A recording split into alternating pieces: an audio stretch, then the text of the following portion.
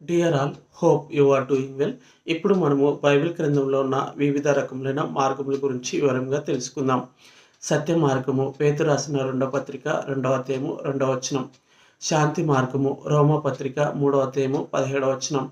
జీవ మార్గము కీర్తనల గ్రంథము 16వ అధ్యాయము 11వ వచనం.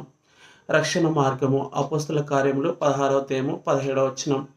తిన్నని మార్గము అపోస్తల కార్యములు 13వ అధ్యాయము 10వ వచనం.